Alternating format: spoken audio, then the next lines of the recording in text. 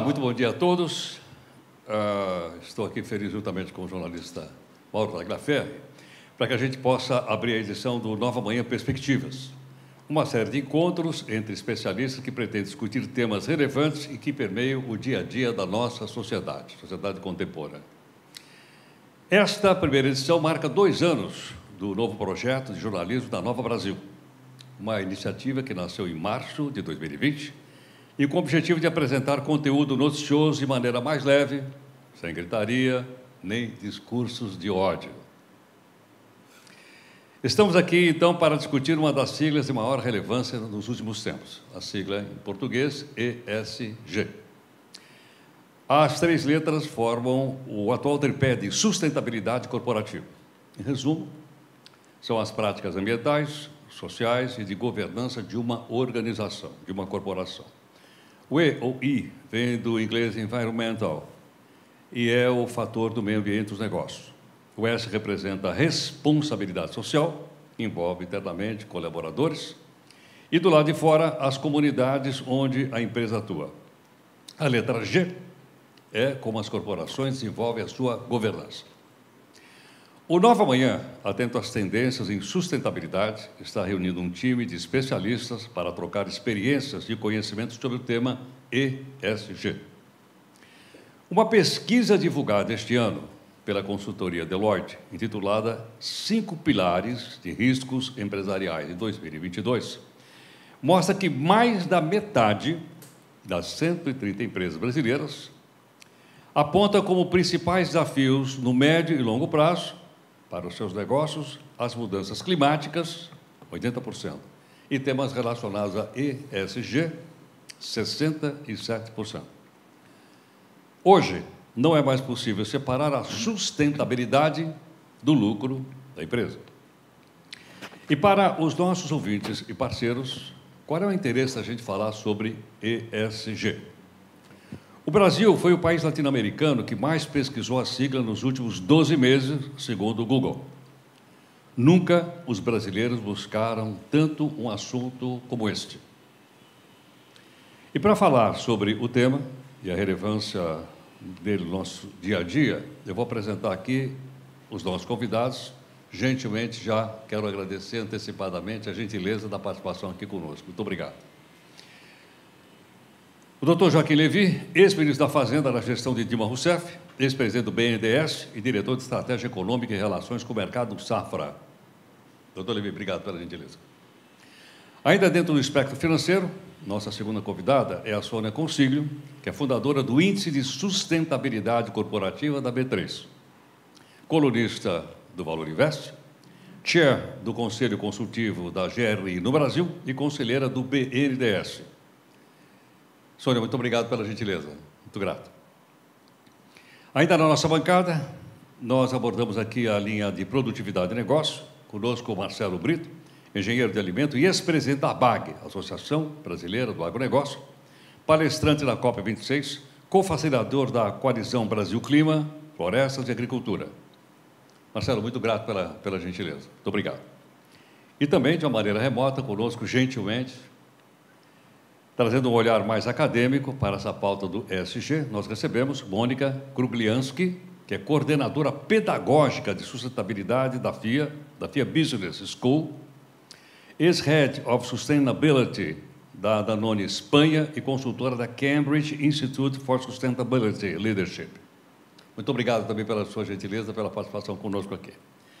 Quem vai conduzir a nossa conversa é o meu colega, o Mauro Tagliaferri, e eu passo então a palavra ao Mauro. Mauro, agora com você. Heródoto, muito obrigado. Agradeço também a todos que estão aqui presentes, os nossos convidados, todo mundo que está aqui na plateia com a gente. Para mim é particularmente um momento muito feliz de poder comemorar os 2 anos do projeto de jornalismo da Nova Brasil FM, com um evento tão relevante como esse, tão dentro da nossa proposta de jornalismo, que é uma proposta da gente apontar os nossos problemas, mas também de pensar em soluções, de dar um passo adiante, de a gente não ficar só remoendo os problemas, mas a gente também tentar ir mais adiante. Eu quero, mais uma vez, agradecer a presença de todos e quero lembrar que todos os conteúdos gerados aqui nesse nosso encontro vão ficar disponíveis nas nossas plataformas digitais, no nosso site novabrasilfm.com.br/novamanhã. Eu falo esse site todos os dias de manhã e tenho que ler aqui,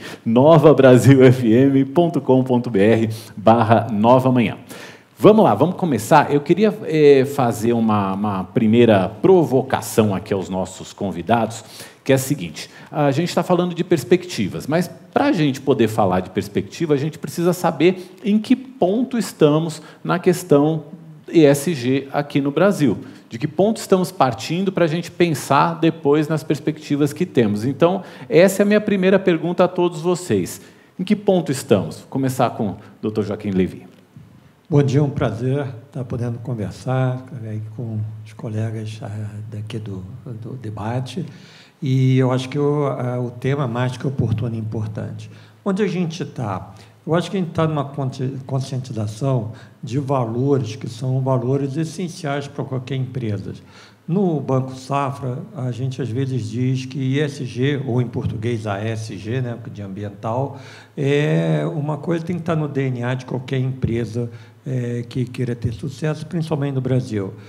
No Brasil, com a nossa dependência dos recursos naturais, se você não tiver uma visão ambiental, é lógico que você vai ter riscos na tua atividade empresarial muito grandes. E quando você for, por exemplo, ajustar o valor da sua empresa ao risco, se você não tiver um bom tratamento ambiental, você vai ser prejudicado. Na questão da governança, também é absolutamente central, principalmente para, por exemplo, nós que fazemos gestão de ativos, etc. Um exemplo de governança: você vai querer investir numa empresa que maltrate o investidor minoritário ou que não tenha transparência nas suas decisões? É lógico que não. Isso também destrói o valor da empresa. A mesma coisa o S. O S tem a ver com a responsabilidade social, mas também com coisas muito próximas, que são, por exemplo, como você se relaciona com o teu fornecedor, como é que você se relaciona com a comunidade em volta. Também são coisas essenciais para o sucesso de qualquer empresa. Então, essas três letras, na verdade, agora a gente tem um olhar diferente, talvez mais sistematizado, se fala mais, mas elas são, vamos dizer assim, ingredientes para o sucesso de qualquer empresa. E no Brasil está havendo essa conscientização. Então, o que mudou nos últimos, vamos dizer, 5 anos, é que cada vez mais as empresas estão se organizando para conseguirem demonstrar o que elas já fazem e também identificar onde que tem pontos em que elas podem melhorar, com a consciência de que, se isso for feito de verdade, não só para inglês ver, você vai ter retornos no valor da tua empresa, na maneira com que os investidores vão te reconhecer e na diminuição dos riscos da tua operação. Então, eu acho que a gente está num momento muito rico, num momento que é de aprendizado, vai continuar sendo de aprendizado, mas em que as pessoas já entenderam que isso não é como diz o americano, um side show, uma coisinha do lado, dentro da operação de uma empresa, para agradar alguns investidores, mas algo central para o sucesso das empresas brasileiras e, eu diria, do próprio país. Sônia, queria a tua colaboração também. Legal, Mauro, antes de mais nada, muito obrigado pelo convite. Eu sempre digo que eu sou ouvinte fiel da Nova Brasil. Parabéns pelo projeto de jornalismo. Olha, eu acho que é bacana a gente dizer que ESG não é uma sigla nova, né? Ela virou a sigla mais famosa das galáxias, como eu costumo chamar, mas ela data de 2004, né? Quando ela foi proposta num documento do Pacto Global e do Banco Mundial, justamente por se entender que os fatores ambientais, sociais e de governança não estavam sendo considerados pelo setor financeiro. Então, a gente já vem, né, desse caminho longo. E eu acho que a gente hoje vive o que a gente está vivendo de grande visibilidade do ESG, basicamente por 2 movimentos, né? A comunidade de investidores, dos 5, 6, 7 últimos anos, começaram a pressionar cada vez mais as empresas que já vinham fazendo historicamente essa agenda. Eu trabalho há décadas nisso, no meio corporativo, as empresas brasileiras fazem muita coisa, mas o investidor tem o poder de pressionar, e isso moveu. E aí a gente teve uma pandemia, né? Eu digo que, pela dor, a gente percebeu que o mundo é interconectado. uma questão de saúde relacionada ao meio ambiente, social, portanto, relacionada ao meio ambiente, colocou a economia em lockdown. Então, o que a gente está vivendo hoje, na minha visão? Lideranças vieram como nunca para essa agenda. Então, a gente tem os CEOs, a gente tem os conselhos de administração que entenderam esse papel estratégico dessa agenda e vieram tomar liderança, tomar decisões, assumir compromissos e mudanças estruturais, né? Quando a gente vê um mercado global de carbono sendo aprovado numa COP26, quando a gente vê uma União Europeia colocando barreiras para você poder operar, né? Barreiras ou incentivos, né? Dependendo do ponto de vista. Então, onde estamos hoje no Brasil, e é uma agenda global, e é uma agenda mundial, na minha visão, nós estamos caminhando para a mudança de modelo, de fato, se colocar, que aí eu costumo chamar de EESG. Quer dizer, trazer o E do econômico para junto do S, do E, do S e do G. Então, eu sou muito otimista que hoje a gente vive uma mudança estrutural. E aí eu trago uma frase do John Elkington, que é o chamado pai da sustentabilidade, né? Ele criou o tripé da sustentabilidade lá atrás, também no início dos anos 2000, quando ele diz: é a primeira vez que vejo a onda, de fato, ganhando força e tornando-se dominante. Então, eu acho que a gente está no momento, realmente, de criar esse novo modelo. Queria ouvir o Marcelo também. Bom dia, Marcelo.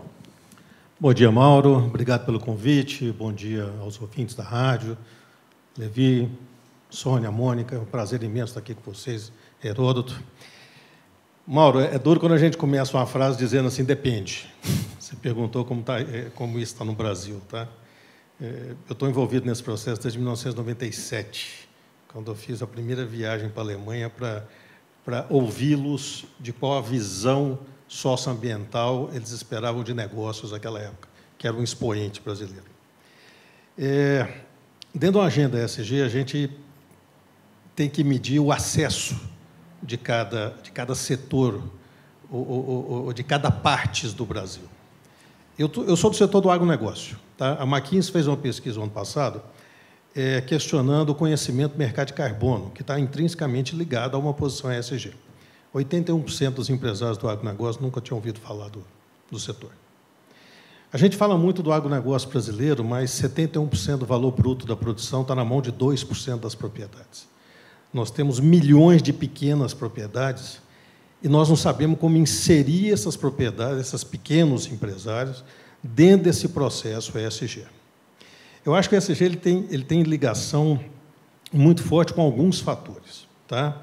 A gente fala muito de governança privada, que faz parte da organização geral de uma empresa, mas, se ele não estiver dentro de um ambiente de governança pública minimamente confiável, você não consegue exercer, na sua totalidade, o seu processo de governança privada.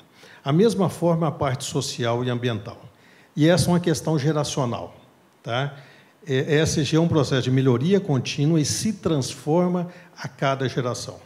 Então, se nós fizermos uma análise hoje do que espera os milênios, ou que não espera a geração Z, ou que espera a minha geração da próxima década ou das próximas 2 décadas, nós vamos ver componentes bastante diferentes no que se relaciona a essa questão de ESG. O mais importante desse processo, eu acho que é a transformação que nós assistimos de 2004 para cá, na entrada mais preponderante do setor financeiro nesse jogo. Eu me lembro das primeiras grandes mesas redondas mundiais, mesa redonda da palma, da soja, do algodão, do açúcar, que raramente você tinha um banco ou um fundo de investimento presente. O da palma nós montamos, eu fui fundador, tinham 2 bancos de escala mundial participando.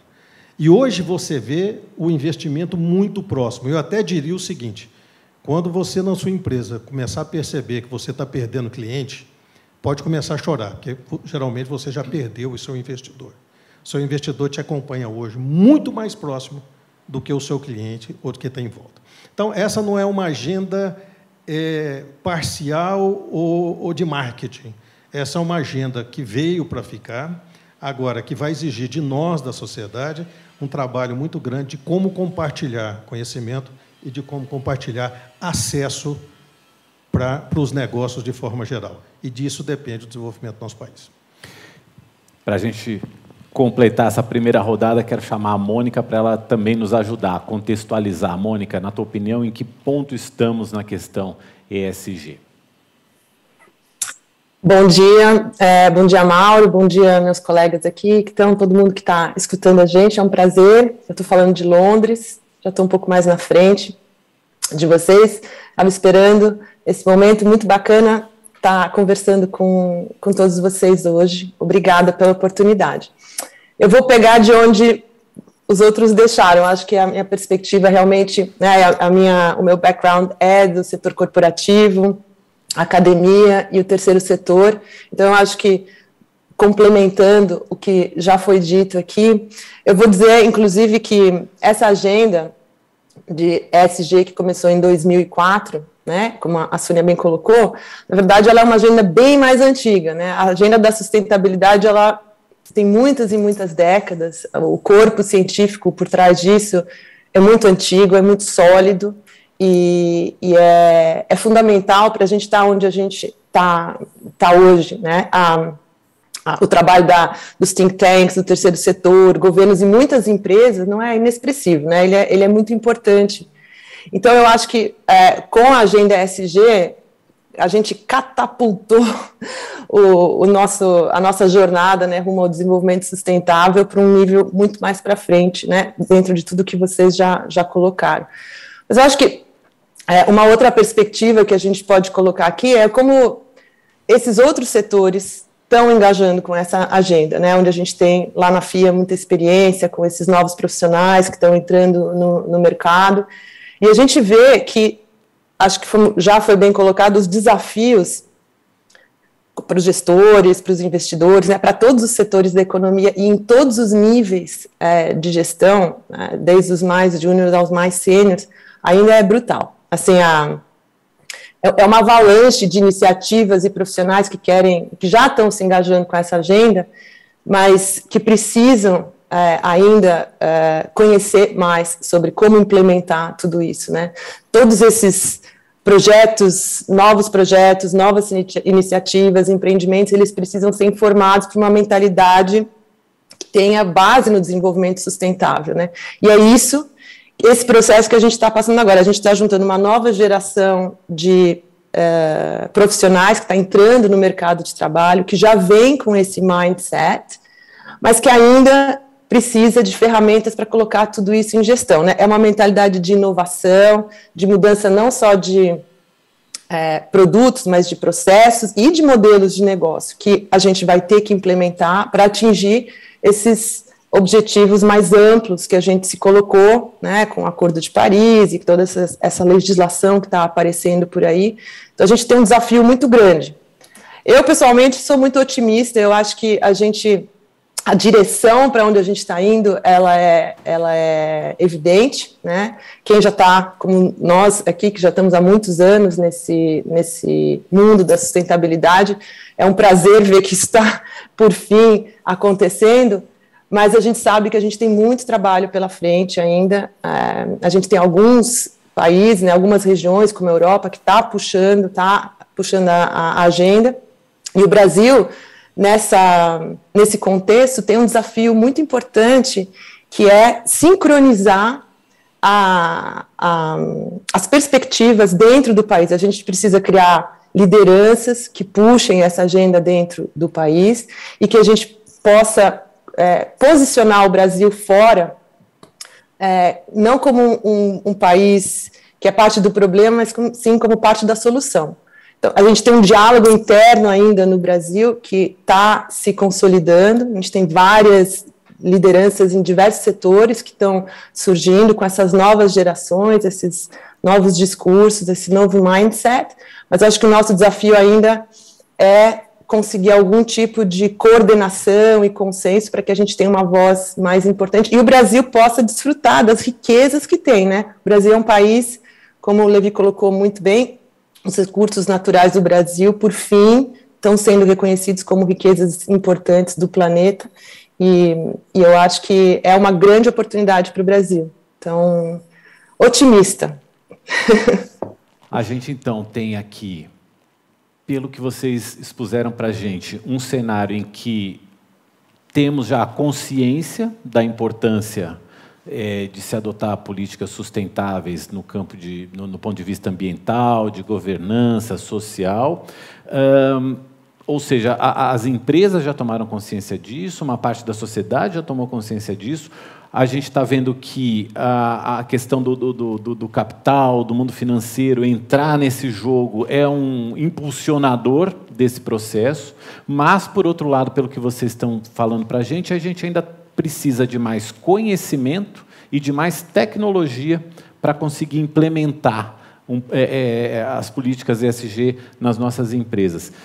Como acelerar esse processo? E como também conseguir com que as 3 letrinhas do ESG sejam contempladas nisso? Porque quando a gente pensa em sustentabilidade, eu acho que a própria questão da sustentabilidade vem muito com a pauta ambiental, mas a gente precisa lembrar também do social e precisa lembrar também da parte de governança.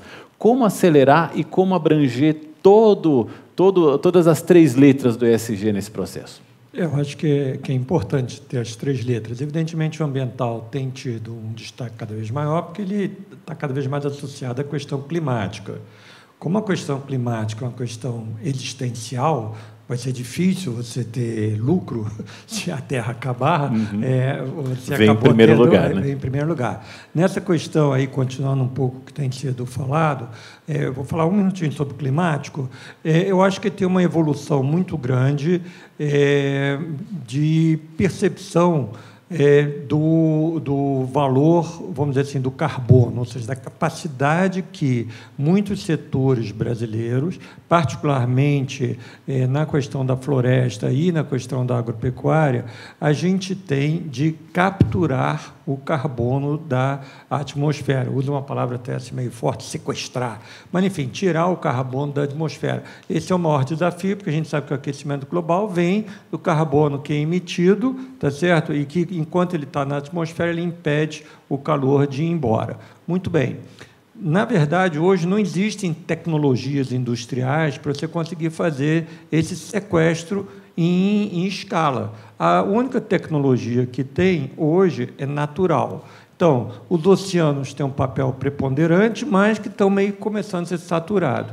E os grandes, vamos dizer assim, organismos que podem fazer essa captura são exatamente as árvores, os vegetais, o carbono no solo. A nossa humilde minhoquinha tem um papel, por incrível que pareça, em salvar a terra, tá certo? E tudo isso envolve o quê? Exatamente a atividade agropecuária. E aí está emergindo claramente um papel especial para o que se chama mercado de crédito de carbono. O que é isso? É um mercado que vai dar valor a essas atividades de sequestro de carbono, de limpeza da atmosfera e também de evitar que você suje a atmosfera. Ou seja, o mercado de carbono pode ser muito importante para criar um incentivo econômico para a pessoa não desmatar. Às vezes um fazendeiro que tem uma terra lá, vou plantar isso, aquilo outro. Se ele perceber que a floresta em pé tem valor econômico, as pessoas muitas vezes são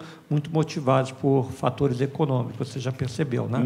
Muito bem, então, se tem esse valor econômico, você vai tomar uma atitude que é consistente, você não vai desmatar. Ao mesmo tempo, você vai proteger, por exemplo, uma floresta na Amazônia. Se você desmatar daqui a um tempo, a floresta tende a começar, mas você tem que proteger para ela continuar crescendo. Uma floresta que cresce é a melhor máquina para capturar carbono.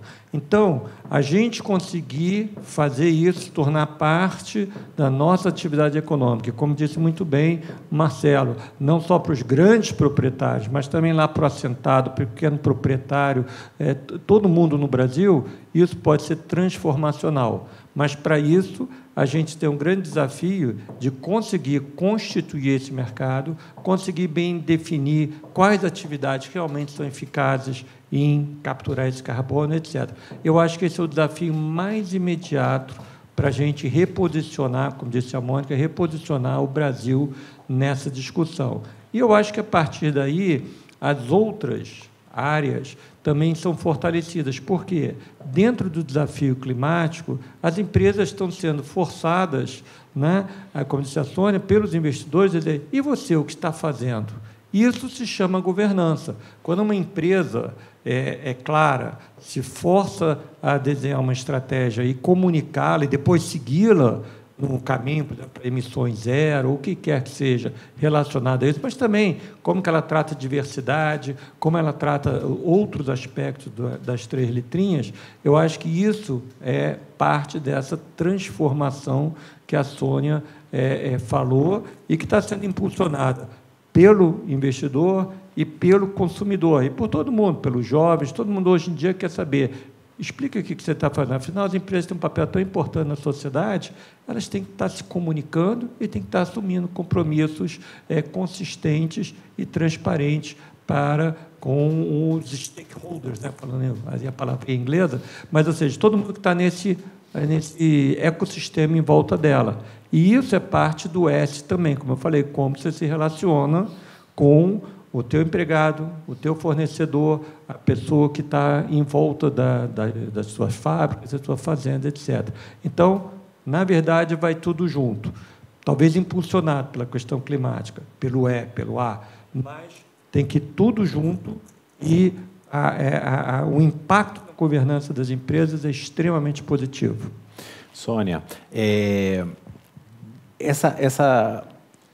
primeiro, dá para acelerar? E segundo, o Levi falou um pouco também da influência do consumidor, né? Do controle do consumidor. Que poder é esse? A Mônica já tinha abordado também a nova geração que está chegando aí, que também é uma geração muito mais ligada em questões ambientais e questões de sustentabilidade de uma forma geral. Que poder é esse e até que ponto as empresas estão realmente com essa transparência? O consumidor consegue checar de verdade a atuação das empresas na sustentabilidade? Muito bom, Mauro. Eu vou começar respondendo, se dá para acelerar, com uma frase do Victor Hugo. Ele disse assim: nada é mais poderoso do que uma ideia cujo tempo chegou. E hoje a gente tem o vento a favor dessa agenda, definitivamente. Então, eu acho que a gente tem que aproveitar esse momento, de novo, para trazer uma questão estrutural, né, uma mudança de modelo, e acho que a gente acelera, talvez, por 3 fatores. Primeiro, o conhecimento. A gente tem que entender do que a gente está falando, né? Quer dizer, que história é essa, né? De mercado de carbono, economia neutra, etc., em carbono. Liderança, de novo, né? Eu acho que a liderança tem o poder da caneta, né? O Pacto Global tem uma campanha que eu gosto muito, que é entregue uma caneta para quem tem poder de assinar compromissos, né? Então, a liderança para assumir compromissos e trazer para a estratégia. Não adianta você discutir ESG depois que o seu produto está no mercado e fazer um puxadinho, né? Fazer um puxadinho aqui no meu produto. Você tem que fazer isso na concepção do produto, né? Na concepção do serviço. Então, pôr na estratégia executiva e de conselho de administração, isso, né, é um dos principais desafios para os conselhos que estão trazendo isso. Ou seja, você precisa ter gente capacitada para isso também dentro dos conselhos e dentro dos quadros diretivos das empresas, né? E aí eu falo do meu exemplo, né? Eu não sou um perfil clássico de conselheira de administração, tá certo? Eu sou jornalista e especialista em sustentabilidade. Eu tenho muita clareza que há 5, 6, 7, 8, 10 anos eu não estaria sentada nos conselhos que eu estou hoje. E eu estou lá por essa competência. Então, os conselhos estão mais diversos também e entendem que tem que trazer essa competência, né? A gente não dorme e acorda sustentável, que é o que eu digo. Você tem que trazer esse conhecimento, essa expertise. E aí, indo na questão do consumidor, o consumidor tem o poder, né, de comprar, de recomendar, compro, não compro, recomendo, não recomendo. Tem uma pesquisa da RepTrak, que é a maior consultoria de reputação do mundo, que coloca que ESG é o 3º fator mais importante na decisão do consumidor, depois de marca e produto. Agora, o que tem que pôr nessa conta é a conta, né?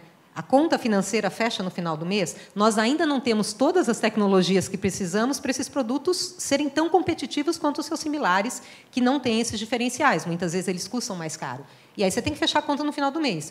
Eu costumo dizer assim, né? O consumidor, alguém é contra essa agenda? Uma agenda positiva, respeitar o meio ambiente, direitos humanos, mas essa conta tem que fechar. Mas o poder do consumidor está ali, né? E as empresas, você trouxe o ponto, né, Mauro, transparência, né?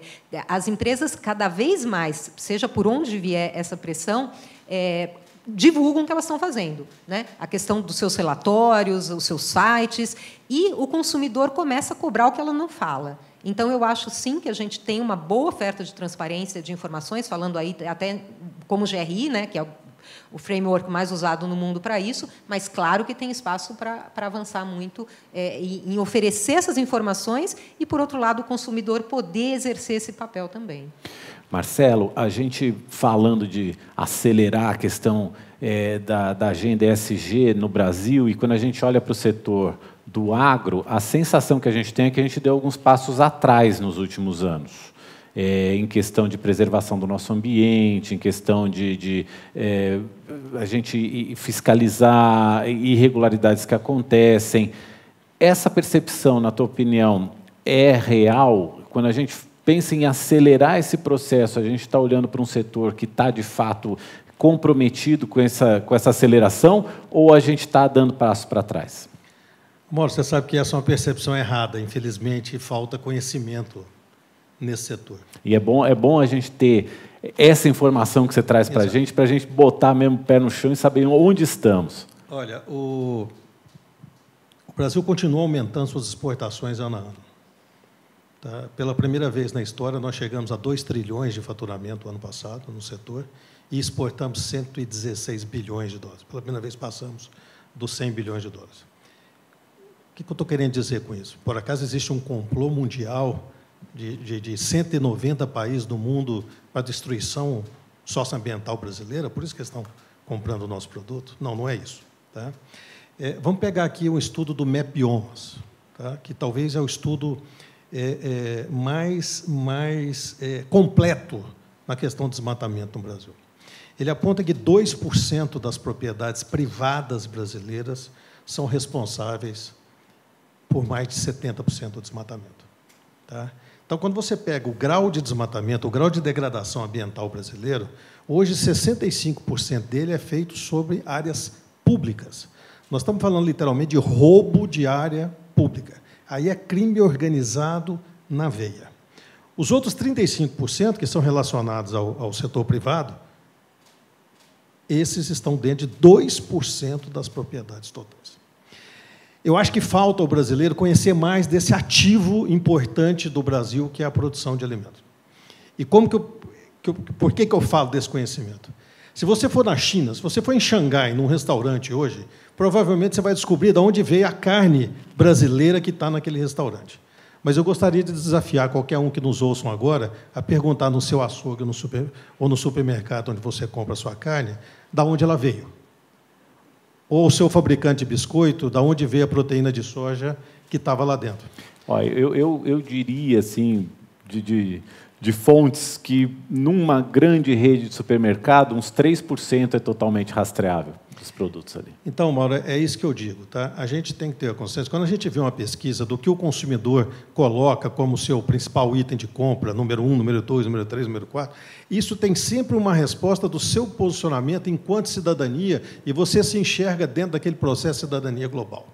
Na hora do vamos ver, aí você começa a ter uma série de interferências que são econômicas, sociais, psicossociais e assim por diante, na sua escala de compra. Num país como o Brasil hoje, onde 50% da população vive em insegurança alimentar, 15% em extrema pobreza, é difícil a gente pedir esse processo de rastreabilidade. Agora, vamos olhar só o seguinte, viu, Mauro? 80% da classe média compradora do mundo estará na Ásia em 2030. Nós temos todas as pesquisas que demonstram qual é o comportamento dos milênios, da geração Z e assim por diante. Então, as empresas podem alegar tudo, menos ignorância daquilo que as novas gerações esperam do seu comportamento de produção. ESG, traduzido em sustentabilidade, é um processo que ocorre de cima para baixo. Follow the money e você vai acompanhar o processo de implementação da sustentabilidade. E dá para acelerar? A gente tem como cumprir as nossas metas. A gente sente, às vezes, as metas sendo empurradas cada vez mais para frente. E hoje a gente tem movimentos aí, a gente pega os movimentos que envolvem, inclusive, as pessoas mais jovens, uma Greta Thunberg, por exemplo, que fala assim, não, tem que resolver agora, porque não dá mais tempo da gente pensar num planeta daqui para frente se não resolver os problemas agora. As mudanças climáticas estão aí, nós temos todas as provas, qualquer pessoa que minimamente estudou e acredita em ciência, eu sou engenheiro, então eu acredito, a gente sabe do que está acontecendo. Nós temos um problema sério com a Amazônia brasileira e é problema nosso enquanto cidadão, de pressionar para que a vontade política seja transferida num processo de solução do problema e não criar culpados. Nós estamos fazendo uma campanha monstruosa aí agora, pelo primeiro título, né? Você que tem entre 16 e 18 anos, tire seu título, e eu vou para a segunda etapa dessa campanha. Para você que tirou seu título agora, dê o seu primeiro voto para a Amazônia, porque você vai estar ajudando muito a reputação do Brasil no exterior. Mônica, queria te trazer para a conversa também. A Mônica está lá em Londres, mas nós estamos de olho aqui nela, não estamos esquecendo, não. A Mônica está dentro da conversa aqui também. Mônica, a gente consegue acelerar esse processo e por onde que é mais fácil? Mauro, eu acho que, dentro da perspectiva mais aqui da Europa, eu vou te falar, eu acho que o consumidor aqui tem uma atitude bem diferente, eu acho que do consumidor no Brasil. Por exemplo, as questões aqui que o consumidor se preocupa, vou te dar um exemplo, por exemplo, os fundos de pensão, né? Aqui as pessoas investem, pagam um fundo de pensão a vida inteira, né, achando que vão se aposentar lá na frente, são fundos privados, e se esses fundos estão ligados a investimentos que por alguma questão não vão entregar o que eles tinham prometido, né, a sobrevivência desses indivíduos no longo prazo vai estar comprometida. Então, existe já uma pressão do consumidor aqui para uma transparência dos fundos de pensão para explicar aonde eles estão investindo e quais são os riscos associados a esses investimentos, no caso dos riscos ambientais, sociais, qualquer tipo de risco, né? Então, assim, o consumidor aqui, por exemplo, desse produto, um outro caso que a gente viu agora de energia elétrica, né? Assim, aqui a gente tem um problema sério de aquecimento. O consumo, a matriz energética aqui é suja, né? No caso da Inglaterra é mais de gás natural, muitos países da Europa é de carvão ainda, então existe uma dependência, por exemplo, agora da Rússia, e tudo isso está em evidência. O preço que era subsidiado esse ano deixou de ser, a partir desse mês de abril as tarifas energéticas vão dobrar de preço, então o consumidor aqui, além dele estar preocupado também com as embalagens, com a proveniência né, se o produto tem um tag attached de desmatamento, né, os supermercados estão fazendo muita pressão e tudo, existe um problema que é sentido na carne, no bolso da pessoa, assim, uma ameaça à sobrevivência das pessoas. Então, eu acho que o consumidor aqui, já historicamente, ele é mais sensível às questões de sustentabilidade. Aqui, por exemplo, a coleta de lixo é muito in your face. A gente tem uma coleta quinzenal do lixo que não é reciclável, por exemplo. Então, as pessoas têm que conviver com o próprio lixo.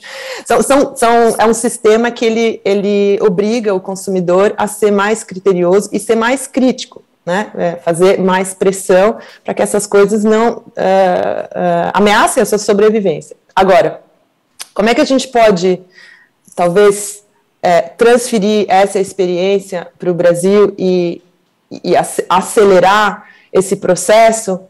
Eu diria que os corporates, né, as empresas, elas não vão mudar as regras do jogo enquanto elas estão jogando o jogo. É difícil para o empresário, né, para o setor privado mudar as regras do jogo que ele mesmo está jogando. Então, existe um papel importante de legislação, existe um papel fundamental do governo, e isso a gente está vendo aqui na Europa, por exemplo, quando há 2 anos atrás eles criaram a taxonomia europeia para investimentos sustentáveis, ou seja, o investidor aqui sabe quais são as regras, se o investimento é sustentável ou não, da perspectiva ambiental, e agora, no mês passado, foi lançado a taxonomia para as questões sociais. Né? Então, esses investimentos, mesmo os investimentos, eles vão ter critérios mais sociais, vai levar um tempinho até isso estar disponível para os diversos setores digerirem, mas ele vai entrar, assim como entrou a questão ambiental. Então, essas legislações que estão sendo criadas, essas regulamentações, elas vão exercer uma pressão para que todos os stakeholders que são parte desse ecossistema avancem com essa agência. E isso vai acontecer muito rapidamente, né? Por exemplo, um caso agora que está acontecendo aqui, que está nas notícias, que é bem evidente, é a origem do capital né, dos oligarcas russos e como esse dinheiro está entrando no sistema financeiro, e esse dinheiro pode muito bem estar vinculado a transgressões de direitos humanos, questões básicas, éticas, que o consumidor, de uma forma, né, em várias layers, né, várias etapas, mais lá na frente, não está disposto a pagar. Então, eu acho que existe forma de acelerar, mas, como eu falei antes, é uma questão da gente ter lideranças que vão atuar nessas questões, né? E aí eu já aproveito e passo a bola para o Levi, porque, Levi, você tem experiência no setor privado, mas você tem experiência também no setor público. A Mônica falou muito da questão de regulação, de legislação e de lideranças. Como é que o Estado pode funcionar como um impulsionador, um indutor de boas práticas, de práticas sustentáveis na cadeia toda, de uma forma geral? Olha, há inúmeras maneiras de fazer isso. Eu vou citar aqui, mas um pouco no campo climático. O Banco Central brasileiro está tomando a liderança. Uma das principais coisas que ele está fazendo é exigindo que as instituições financeiras façam uma análise do risco climático que elas estão enfrentando. Para uma instituição financeira poder saber o risco que ela tem, inclusive o risco financeiro, quer dizer, se amanhã mudam as regras do jogo, algum país põe uma limitação, por exemplo, na exportação de produtos que têm uma pegada de carbono muito grande. Bom, aí se eu emprestei para uma companhia que está nesse setor, que vai ser afetada por novas regras, e essa companhia pode ter problemas de pagar de volta, ou se eu comprei uma ação dela, o preço da ação pode cair. Então, há toda uma questão de avaliação do risco financeiro, o chamado risco de transição, tá certo? Assim como o próprio risco físico. Se você tem áreas de plantação que, de repente, como disse o Marcelo, muda a Amazônia e deixa de chover e você nem sequer consegue fazer ela irrigada, poxa, que negócio perdeu o valor, eu investia lá em alguma coisa de soja, caiu o preço, esse é um risco físico, tá certo? Então, essas diferentes formas de risco, na medida em que você vai organizando isso, e o supervisor financeiro começa a exigir que os bancos analisem e compartilhem isso no processo de supervisão, você começa a mudar a dinâmica, os incentivos. Ao mesmo tempo, a CVM também lançou agora uma consulta pública para as empresas também fazerem essa divulgação dos riscos que ela tem, das ações que elas estão tomando. Eu acho que é todo um trabalho de fazer o consumidor mais atento e saber o que ele pode fazer para reagir de escolhas, etc. E tal. Esse é um trabalho de sociedade mais governo de avanço. E a outra coisa, também em nível de governo, mas que envolve muito a sociedade, é o seguinte: todo mundo sabe da importância da Amazônia, mas existem perguntas legítimas e que a gente tem que fazer um esforço para responder. É o seguinte: qual é o modelo econômico sustentável para a Amazônia? O que ele exige? O Brasil já faz transferências vultosas para a Amazônia, tá certo? Ele apoia o desenvolvimento econômico da Amazônia. Ele faz isso da melhor maneira? Ele faz em quantidade suficiente? Existem atividades que, talvez, se fossem um pouquinho diferentes, poderiam estar gerando riqueza para aqueles 25 milhões de pessoas e, ao mesmo tempo, ser sustentável? Tem uma pergunta muito importante, que eu não sou um especialista, mas, enfim, o direito de propriedade. E onde que você vai fazer as coisas? Está bem organizado? O Marcelo falou, todo mundo está invadindo terra pública. Terra pública é nossa. Qualquer pessoa que estivesse roubando o Estado, normalmente, estaria sendo perseguido. A lei está sendo cumprida? Não está sendo cumprida. As pessoas que estão lá, o direito de propriedade delas está sendo reconhecido, tem uma palavra para isso, a questão fundiária está sendo tratada, porque se eu não tenho controle da minha terra, eu vou ter capacidade no banco, pegar emprestado para investir.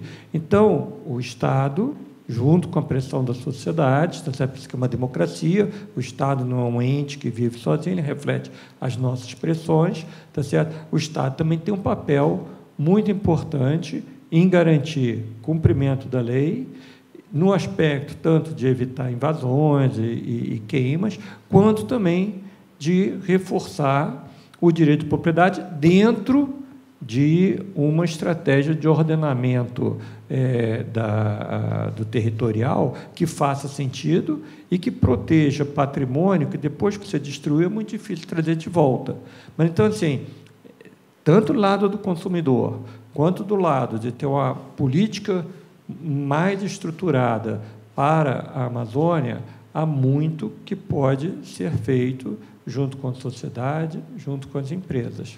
E então eu vou aproveitar, Sônia, vou te pedir licença, mas vou remeter essa questão para o Marcelo. Marcelo, o que a gente pode falar em relação a um modelo de desenvolvimento para a Amazônia? Que modelo seria esse, na sua opinião? E também em relação a essa questão fundiária que o Levi levantou. Mauro, na minha primeira intervenção aqui, eu falei que a governança privada ela é dependente, direta ou indiretamente, dependendo do caso, da governança pública. Tá? Quando a gente fala da organização da Amazônia, por exemplo, do processo fundiário da Amazônia, o que nós vemos? Nós temos um caos de governança pública. Não se estabelece... Você é dono de uma terra na Amazônia há 30 anos, não te dá garantia da terra ser sua, porque pode aparecer alguém com a documentação de 50 anos atrás e interpor um processo contra você. Qual o modelo que a gente precisa colocar na Amazônia? 85% do PRONAF é o Programa de Financiamento da Agricultura Familiar, 85% da grana, que não é pouca, liberada na Amazônia, vai para a pecuária. Sabe que não poderia estar indo para outros processos bioeconômicos? Então, não é só quanto você gasta, mas de que forma você gasta. Agora, o processo de organização é um processo de vontade política. Hoje, você tem capital de sobra para investir na Amazônia, mas não consegue captar esse capital porque você não tem governança pública para dar o compliance necessário para receber esse capital. Então, o que o Joaquim falou está perfeito.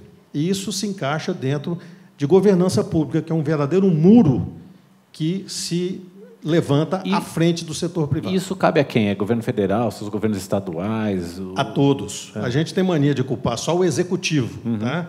A gente se esquece do processo muito desgastante que é dependente do Congresso Nacional, na formação de leis muito ruins, e lei ruim é problema para o executivo depois. Tá? A gente se esquece do papel do judiciário, menos de 4% das multas ambientais nesse país efetivamente viram alguma punição. Você conhece alguém que foi preso por algum processo ambiental? Pesquisa aí para ver se você acha.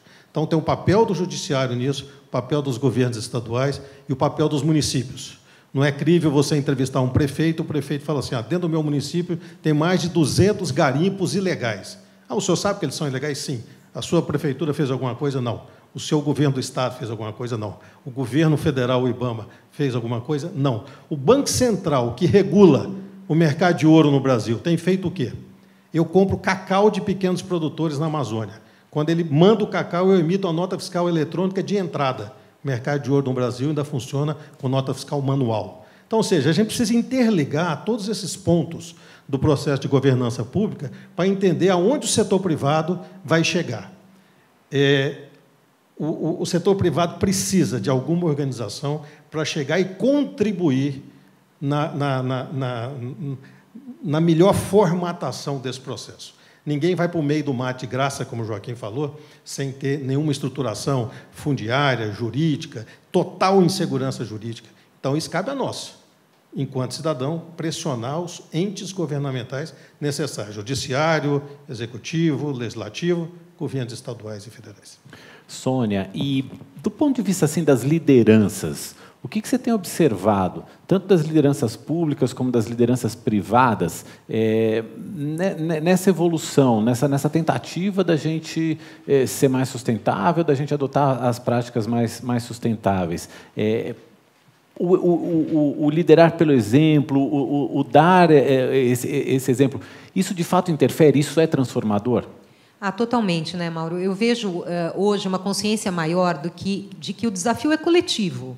né? Eu digo que ou a gente vai de turma ou não vai dar certo, né? E a gente vem percebendo, e, de novo, a pandemia tem um impacto muito grande nisso, né? Porque a pandemia mexeu com todas essas letras, né? O mundo é interdependente, a gente percebeu isso como nunca, né? Então, a questão das parcerias, elas emergem aí como uma necessidade, um imperativo. E as lideranças, como eu falei no começo também, privadas, principalmente, públicas, estão começando a jogar esse jogo. Começando não, né?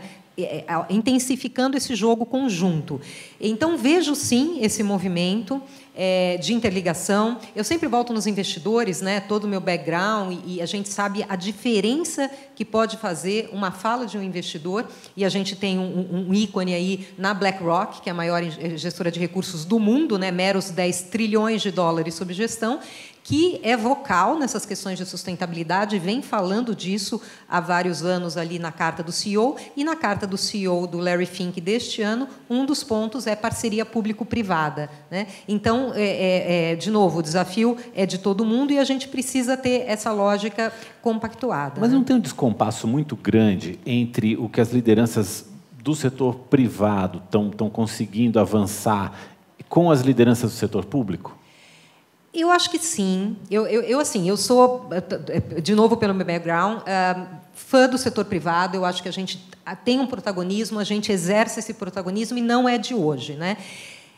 E o setor público, e a gente tem mais a capacidade de atuação, né? Tem mais liberdade de atuação, tem mais autonomia. Então, acho que o setor privado tem alguns diferenciais ali e a gente precisa fazer esse encontro de águas, né? Eu acho que a gente precisa fechar esse gap e eu concordo com você. Por outro lado, eu quero trazer para a conversa também os Objetivos de Desenvolvimento Sustentável, os ODS, né? Que é uma agenda global, mundial, e que vejo iniciativas, por exemplo, de poderes municipais, trazendo para os seus planos de governo isso, né? Agora, eu acho que falta muita comunicação ali entre as boas práticas que existem, os gaps que existem, super bem colocados aqui, e como o setor privado pode acompanhar. E uma forma, acompanhar não, interagir e pressionar. E uma forma bacana de fazer isso também é setorialmente ou por meio de organizações como um CBEDS, um Pacto Global, né, que reúne as empresas e interage com o governo, levando seus pleitos. Né? E, Mônica, chamar para a conversa aqui também. Na área acadêmica, os critérios ESG já foram incorporados. E, do ponto de vista também do consumidor, que a gente tem falado tanto aqui, do poder que o consumidor hoje tem, como é que o consumidor consegue separar ali o joio do trigo, consegue perceber quando a empresa está sendo, de fato, transparente, mostrando suas boas práticas, e quando ela está apenas fazendo um jogo de marketing? Bom, vamos ver se eu vou conseguir responder. Como é que a gente identifica isso? Eu acho que... Falando de novo, falando um pouco da academia, a academia tem um papel, como eu falei, né, no começo, do aporte científico, que é parte das soluções de tudo isso que a gente está constatando agora, né, nas administrações públicas, privadas, todos esses desafios do desenvolvimento sustentável, que a Sônia bem colocou através dos ODS, que esses são desafios do nosso dia a dia, assim, não são nada... do futuro. Isso já está acontecendo agora, a gente já está vivendo essas questões, as questões sociais, as questões ambientais, elas são muito presentes na vida do consumidor, na vida dos cidadãos, isso é parte do nosso dia a dia. Como é que a academia contribui para tudo isso? Bom, eu acho que a academia sempre contribuiu de muitas formas. Primeiro, levantando, né, fazendo pesquisa, identificando o histórico de tudo isso, a evolução de tudo isso. É muito fácil. Hoje, com um gráfico, você vê o nível de emissões, o nível de aquecimento global, quais as consequências, né, a quantidade de espécies, o impacto na biodiversidade, tudo isso está muito claro. E também na qualidade de vida das pessoas, né, assim, onde as pessoas vivem, as doenças que a gente tem encontrado, a pandemia sendo uma delas, né, que a gente teve que lidar nos últimos anos. Então, a academia tem esse papel de, eu acho que, costurar uma série de dados que a gente tem aí, que estão à disposição, para que a sociedade, em todos os seus âmbitos, possa atuar e constatar que dessa forma a gente está fadado a um futuro muito triste, né? Então, Eu acho que a academia tem esse papel. Por um outro lado, eu atuo muito na área de gestão de negócios, né? Essa é a área onde eu estou, a FIA Business School é uma escola de negócios. Então, a gente tem um papel crucial de preparar essas novas lideranças, né? E essas lideranças, elas vão atuar em todos os setores, né? Como foram colocados aqui, a gente precisa de gente no governo capacitada, a gente precisa mais gente no setor privado. A verdade é que o setor privado tem mais recursos e se capacita mais rápido, mas a gente também tem o terceiro setor. O terceiro setor, por exemplo, tem um papel fundamental para alavancar a agenda da sustentabilidade, a agenda ESG e se adequar a esses critérios ESG. Todos esse nível de escrutínio que as empresas estão sofrendo para associar risco de investimento com riscos ambientais, sociais, de governança, eles vão incidir também na gestão das ONGs, né? As ONGs têm que estar preparadas, porque o dinheiro ele vai estar associado a esse tipo de performance também. Então, a gente precisa capacitar essas pessoas. Então, a academia tem um trabalho de pesquisa, né, de levantar o estado das coisas, mas também de ajudar, no caso da administração, ajudar esses novos líderes a trazer essa agenda para o dia a dia das organizações. Agora, consumidor, como é que o consumidor faz para identificar se isso que as organizações estão fazendo é de verdade, né? Se a gente não está caindo num greenwashing e tal? Bom, essa é uma questão antiga, difícil de responder. Eu sempre falo, né, para os nossos alunos e quando eu estou trabalhando em estratégia de sustentabilidade nas empresas, que o desafio das organizações é entender qual que é o seu papel na agenda mais global da sustentabilidade. Nenhuma organização pode ser fantástica em tudo, né, ser perfeita em tudo. As organizações, elas têm o próprio DNA delas, as suas características individuais, são únicas, e que fazem delas organizações únicas, ninguém pode copiar, né? Então, é nesse sweet spot, é nesse espaço único, onde a organização tem realmente um papel a desempenhar, que ela vai contribuir para a agenda da sustentabilidade, porque a sustentabilidade nada mais é do que o conjunto de um monte de atividades, de todos os setores, cada um fazendo a sua parte, para um objetivo comum. Então, as empresas, com os seus produtos, os seus serviços, em todos os âmbitos e setores, têm um papel que é delas, e elas precisam encontrar. Então, as empresas precisam achar qual é a sua identidade, quais são os seus valores, quais são as suas áreas de expertise, onde elas realmente podem contribuir, e dessa forma se posicionar no mercado com produtos que agreguem para essa jornada rumo à sustentabilidade. Se elas caírem naquela falácia de que nós vamos fazer tudo e vamos fazer tudo bem, e o nosso relatório vai mostrar que nós somos ímpares em tudo, aí é que você cai no risco de perder a credibilidade, porque eventualmente você vai ser pego nesse discurso que não se sustenta, porque você não vai conseguir ser 100% em tudo.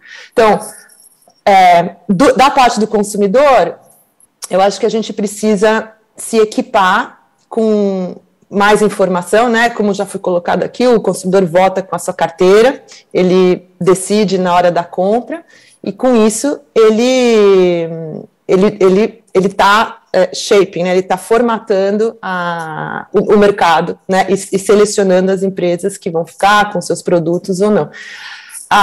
O desafio das empresas é ter um nível de transparência e consistência ao longo do tempo que permita o consumidor tomar essas decisões de uma forma informada. Então, como consumidor, a gente precisa estar sempre de olho, não é só se o produto é bom, mas e se ele é ambientalmente sustentável, né? A gente tem que pensar o que essa empresa agrega para a sociedade de uma forma geral. Como é que são os funcionários daquela empresa? Assim, é um pacote, né? Assim, o consumidor, ele precisa olhar tudo isso. Não é fácil, é um trabalho... Não é fácil não, né?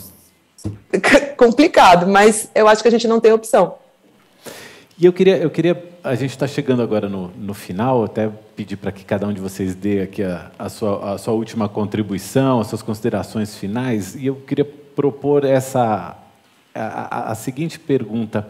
A gente está vivendo uma fase em que as pessoas estão muito preocupadas, claro, com as questões do dia a dia. É a alta do combustível, é a questão do transporte público, é a questão da saúde, da pandemia, é a gente tentando retomar a nossa vida, o nosso emprego, as novas configurações de trabalho.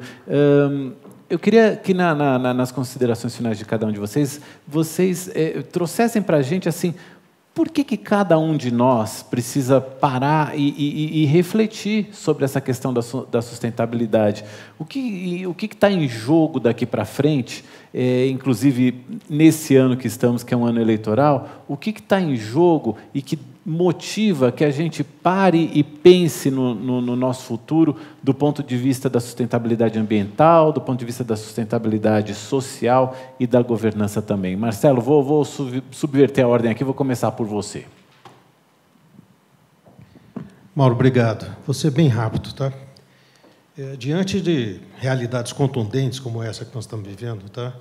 Um pós-pandemia, um processo econômico muito difícil. O Brasil, particularmente, passa por um momento econômico muito grande.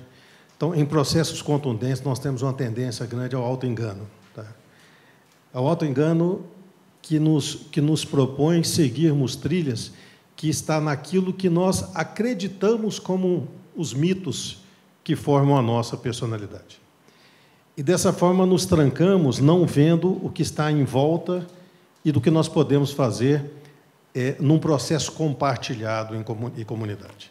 Eu acho que o Brasil vive um momento bastante conturbado, mas vive um momento ímpar, porque nos dá a condição desse ano de enxergar, fora desse processo de auto-engano, que país nós queremos para os próximos 10 anos, que país nós queremos para os próximos 20 anos, e se a estrutura que nós temos hoje, enquanto país, enquanto governança de país, é o que nós gostamos, é o que nós salientamos como o melhor para seguirmos adiante e chegarmos num século lá na frente.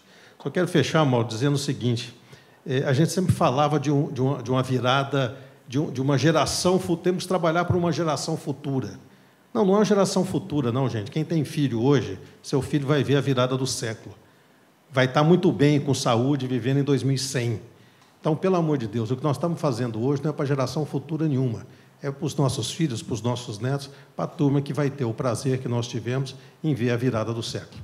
Então, é isso que nós precisamos do nosso Brasil. Vamos antenar o nosso sentido de cidadania, exercer a exaustão o nosso sentido de cidadania. E, para isso, nós precisamos dos jovens. Por favor, nos instiguem, nós mais velhos, a mudar os nossos comportamentos. Obrigado.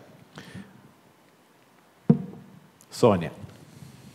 Olha, Mauro, eu entendo que a gente deve, né, perceber profundamente o que a gente está vivendo. Que momento é esse do mundo? Né? E eu gosto muito de frases, né, citei várias aqui. O Al Gore, participando de uma live o ano passado, disse que a revolução da sustentabilidade é da magnitude da revolução industrial na velocidade da revolução digital. Eu firmemente acredito nisso. A gente está mudando um padrão de operar nesse mundo, comportamento, consumo, negócios. Então, eu acho que a gente tem que olhar para isso, porque a gente está olhando para o próprio momento da história sendo construído aqui e agora. Né? E eu entendo que ele vai ser construído por 3 caminhos, que eu sempre digo. Amor, dor e inteligência. Né? Quer dizer, eu acho que o amor é a crença. Né? Acredito nessa agenda, entendo que eu tenho que seguir, tenho convicção. A dor é a perda, né? Perda financeira, valor em bolsa, reputação, imagem, porque não olhei para questões sociais e ambientais, ou então a inteligência, quer dizer, o entendimento que é para lá que o mundo vai. Quanto mais rápido eu for, melhor eu chego, menos perda de energia.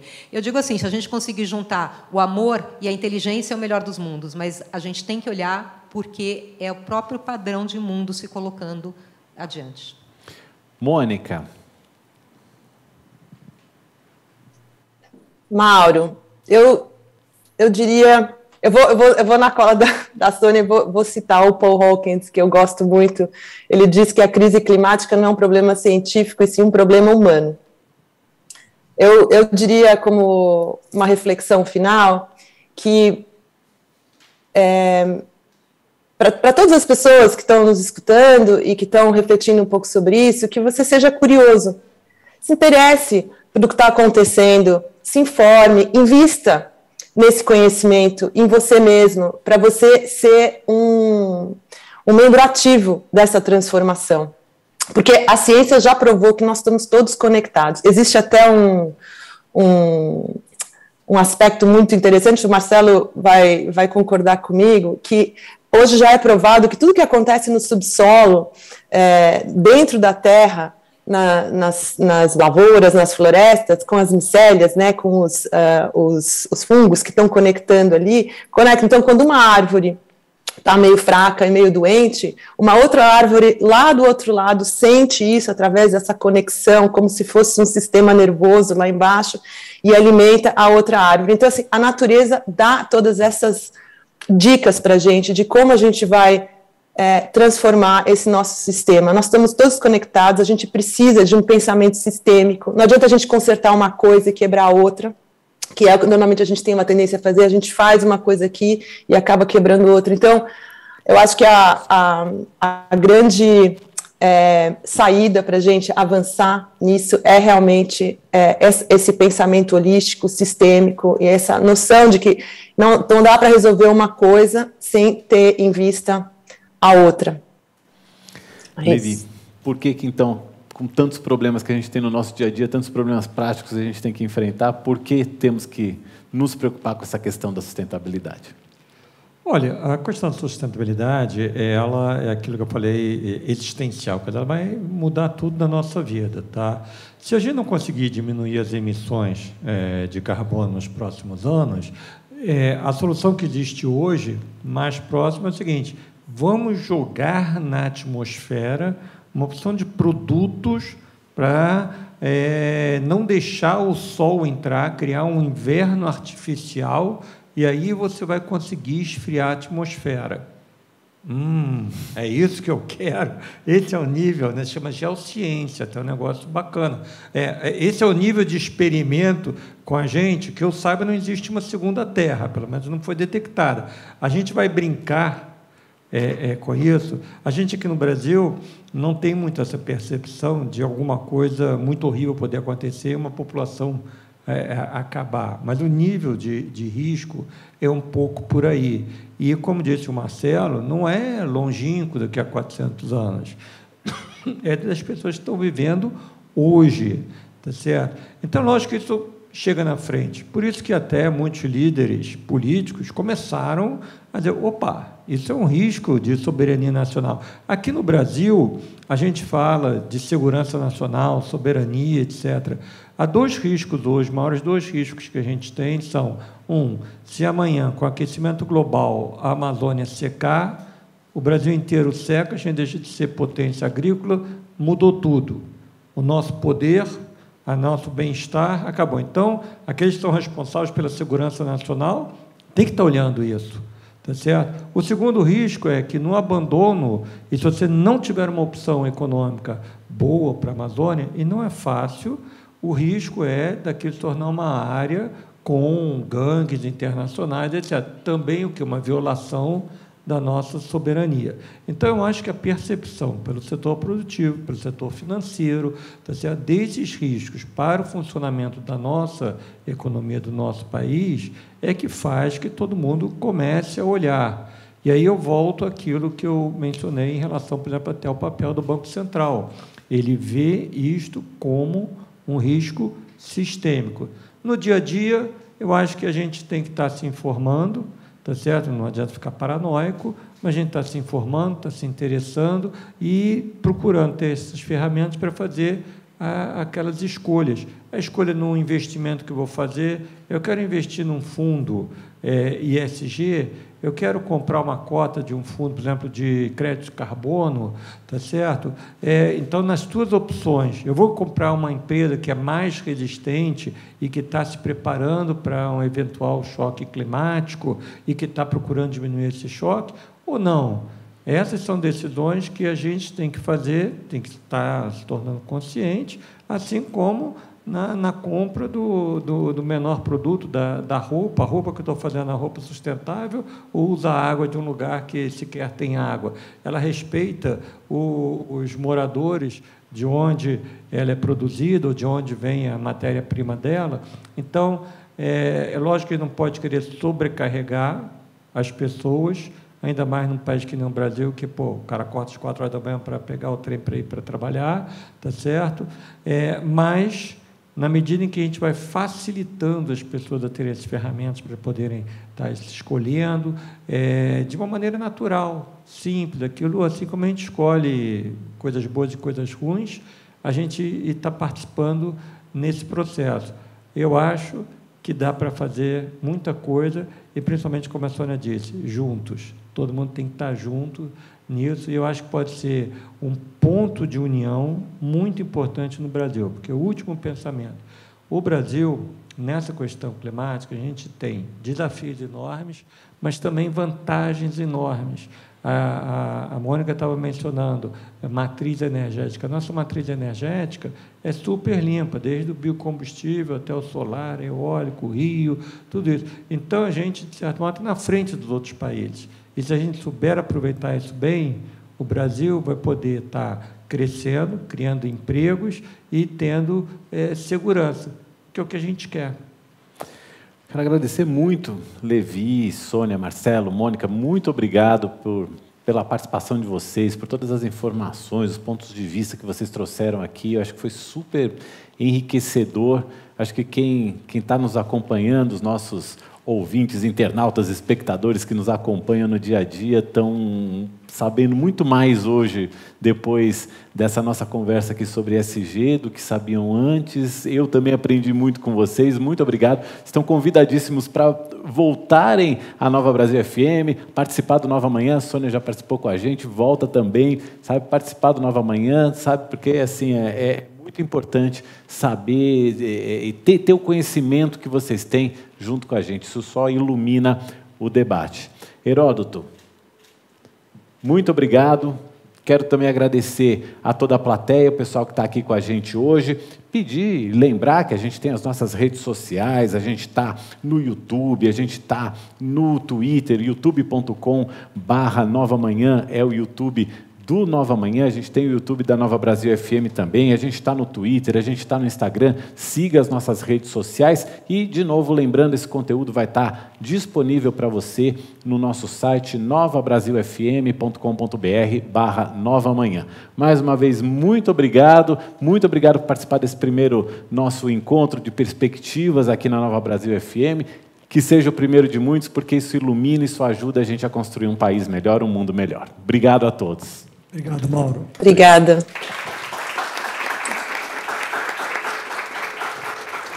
Muito obrigado, muito obrigado.